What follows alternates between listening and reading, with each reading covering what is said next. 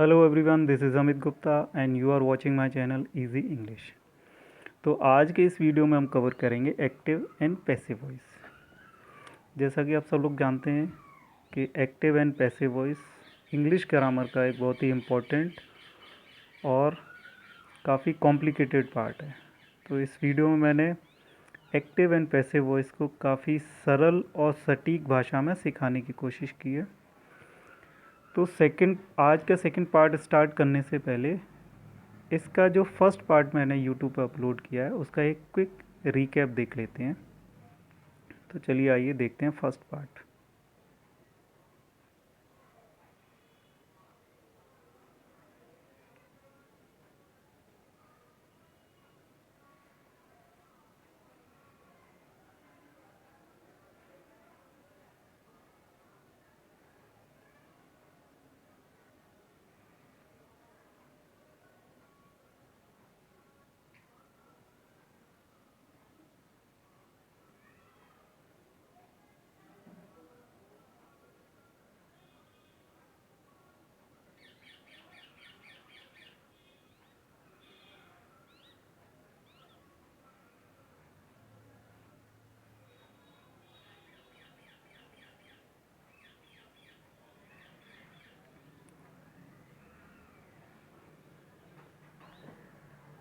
तो ये था हमारा एक्टिव वॉइस का और पैसिव वॉइस का फर्स्ट पार्ट, जो कि हमने पास्ट इंडेफिनिट टेंस तक किया था। इसके बाद पास्ट कंटिन्यूस टेंस स्टार्ट होगा, तो हम स्टार्ट करेंगे अपना एक्टिव एंड पैसिव वॉइस का सेकंड पार्ट। तो चलिए आइए स्टार्ट करते हैं। Past continuous tense. तो पास्ट कंटिन्यूस टेंस के अफर्मेटिव में हमको सब्जेक्ट के बाद वॉज वर्ब के साथ वर्ब की फर्स्ट फॉर्म, उसमें आईएनजी मिलेगी, जिसको हम पैसिव वॉइस बनाने के लिए वॉज वर्ब के साथ बीइंग जोड़ देंगे और उसके बाद वर्ब की थर्ड फॉर्म को ऐड करेंगे। ठीक इसी तरीके से जब नेगेटिव होगा सेंटेंस तो उसमें हमको मिलेगा वॉज वर्ब के साथ नॉट प्लस वर्ब की फर्स्ट फॉर्म में आईएनजी, जिसको हम चेंज करेंगे was verb plus not plus being, उसके बाद वर्ब की थर्ड फॉर्म। ठीक उसी तरीके से इंटेरोगेटिव सेंटेंसेस में हमको वॉज वर्ब सबसे पहले मिलेगा, उसके बाद सब्जेक्ट, फिर वर्ब की फर्स्ट फॉर्म में आईएनजी। लेकिन उसको पैसिव वॉइस बनाने के लिए हम वॉज वर्ब के साथ सब्जेक्ट लगाएंगे, उसके बाद बीइंग जोड़ेंगे, फिर वर्ब की थर्ड फॉर्म। तो चलिए आइए इसके एग्जाम्पल्स को देखते हैं। हमारा पहला एग्जाम्पल है ही वॉज प्लेइंग क्रिकेट। तो इसमें ही सब्जेक्ट है और क्रिकेट ऑब्जेक्ट है, तो दोनों को इंटरचेंज करेंगे। सब्जेक्ट के प्लेस पर ऑब्जेक्ट, ऑब्जेक्ट के प्लेस पर सब्जेक्ट चला जाएगा। तो cricket was being played by him. तो ही जो सब्जेक्ट था वो ऑब्जेक्ट जब बना तो हमने उससे पहले बाय लिया और ही को हिम में चेंज कर दिया। ठीक इसी तरीके से हमारा second, third, fourth, fifth, six, seventh, बाकी के जो भी एग्जाम्पल दिए वो भी इसी तरीके से बनेंगे। नेक्स्ट है हमारा पास्ट परफेक्ट टेंस। तो इसमें हमें सब्जेक्ट के बाद हैड मिलेगा, वर्ब की थर्ड फॉर्म मिलेगी। उसको जब हम पैसिव वॉइस में चेंज करेंगे तो हमें हैड के साथ बीन जोड़ना पड़ेगा, उसके बाद वर्ब की थर्ड फॉर्म। सिंपल, इसमें एक ही चेंज हमको दिखाई देगा, बाकी सारा सेंटेंस सेम ही रहेगा। बीन जोड़ देंगे हम वर्ब की थर्ड फॉर्म से पहले। ठीक उसी तरीके से नेगेटिव में हमको हैड के बाद नॉट और वर्ब की थर्ड फॉर्म मिलेगी, तो उसको हम चेंज करेंगे तो had not been plus verb की थर्ड फॉर्म। इंटरोगेटिव सेंटेंस में सबसे पहले हमको हैड, उसके बाद सब्जेक्ट प्लस वर्ब की थर्ड फॉर्म मिलेगी। जब हम इसको पैसिव वॉइस में चेंज करेंगे तो had plus subject plus been, उसके बाद मेन वर्ब की थर्ड फॉर्म। तो चलिए आइए इसके एग्जांपल देखते हैं। फर्स्ट एग्जांपल है हमारा he had stolen my books. इसमें ही सब्जेक्ट है और माई बुक्स ऑब्जेक्ट है, तो दोनों को इंटरचेंज करेंगे। पैसिव वॉइस में माई बुक्स सब्जेक्ट बन जाएगा, हैड के साथ बीन और स्टोलन थर्ड फॉर्म में लगाएंगे बाय हिम।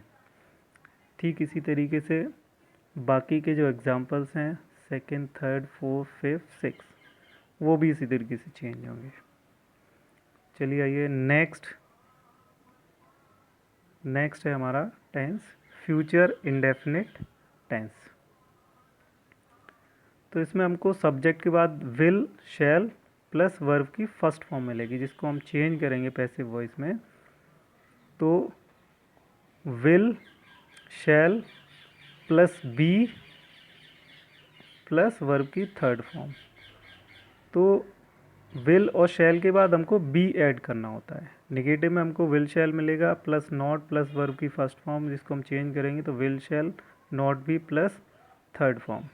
इंटेरोगेटिव में विल शैल पहले आ जाएगा, उसके बाद सब्जेक्ट फिर वर्ब की फर्स्ट फॉर्म। जब चेंज करेंगे तो विल शैल को पहले रखेंगे, उसके बाद सब्जेक्ट प्लस बी, उसके बाद वर्ब की थर्ड फॉर्म।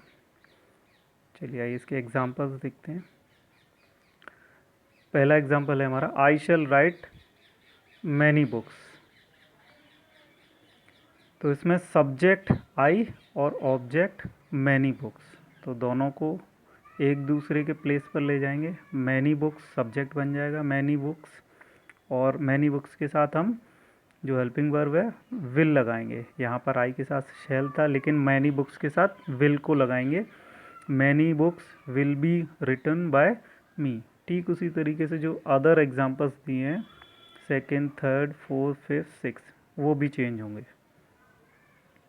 नेक्स्ट टेंस है हमारा फ्यूचर परफेक्ट टेंस। तो यहाँ पर हमको विल शैल के साथ हैव प्लस वर्ब की थर्ड फॉर्म मिलेगी।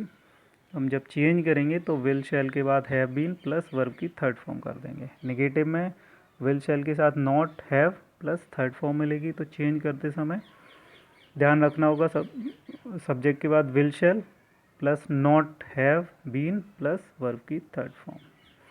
इंटेरोगेटिव सेंटेंस में हमको सबसे पहले विल शैल मिलेगा, उसके बाद subject plus have plus third form. लेकिन जब हम इसको चेंज करेंगे पैसिव वॉइस में तो हमको बहुत ही ज़्यादा ध्यान रखना पड़ेगा, क्योंकि हमारे पास तीन हेल्पिंग वर्ब होंगी। तो सबसे पहले विल शैल को यूज़ करेंगे, उसके बाद subject plus have plus been plus main verb की थर्ड फॉर्म। इसके एग्जांपल्स देखते हैं। I shall have written many books. तो I subject many books object, I के साथ शैल यूज़ किया है। यहाँ हमारा पैसिव वॉइस में ऑब्जेक्ट चेंज होगा, ऑब्जेक्ट जो है वो सब्जेक्ट बनेगा। तो हम मैनी बुक्स को सब्जेक्ट बनाएंगे। Many books will have been written by me. यहाँ पर होगा many books will have been written by me. बाकी के जो अदर एग्जांपल्स हैं वो भी ठीक इसी तरीके से चेंज होंगे। तो यहाँ तक मैं आपको बता देना चाहता हूँ कि टेंसेज हमारे 12 होते हैं, लेकिन जब उनको एक्टिव टेंस, लेकिन जब उसको पैसिव में चेंज करते हैं तो वो 8 रह जाते हैं। यानी कि जो 3 परफेक्ट कंटिन्यूस होते हैं, present perfect continuous, past perfect continuous और future perfect continuous plus future continuous, तो ये 4 टेंसेज का हम एक्टिव से पैसिव वॉइस में चेंज नहीं करेंगे।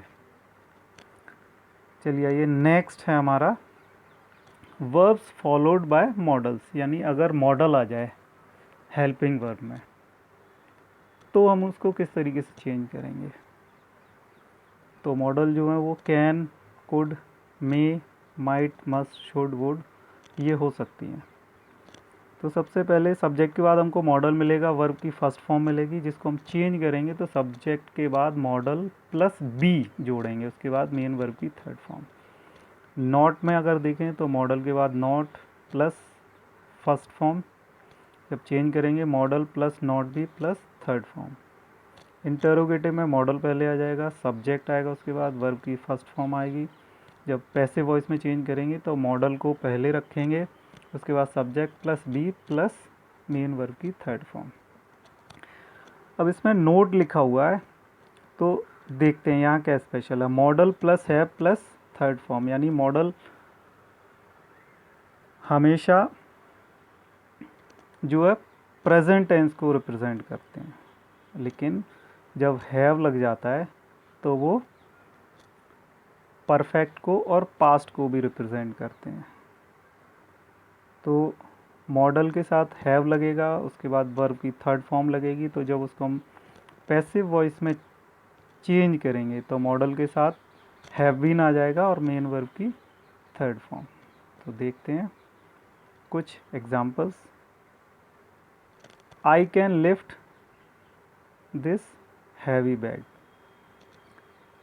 तो आई इसमें सब्जेक्ट है, हैवी बैग ऑब्जेक्ट है। तो दिस हैवी बैग ये ऑब्जेक्ट था, इसको हमने सब्जेक्ट बना दिया। This heavy bag can be lifted by मी।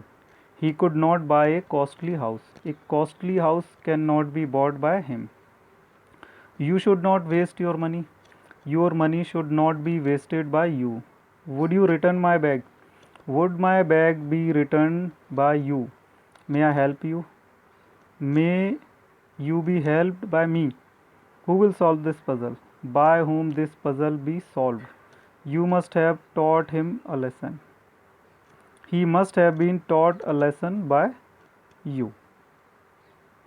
यानी ये हैव वाला एग्जाम्पल था, लास्ट वाला। चलिए आइए नेक्स्ट है हमारा change of voice in imperative sentences. जब इम्परेटिव सेंटेंसेस हो तो एक्टिव से पैसिव कैसे बनाएंगे। Words like please, kindly, let, इनको चेंज करके लेट प्लस न्यू ऑब्जेक्ट, यानी इसमें डबल ऑब्जेक्ट भी होता है कई बार, तो हम जो ऑब्जेक्ट है उसको चेंज कर देते हैं, पीछे से आगे लेकर के आते हैं। प्लस बी और नॉट बी, दोनों में से कोई एक, अगर नेगेटिव होगा तो नॉट बी आ जाएगा, प्लस मेन वर्ब की थर्ड फॉर्म।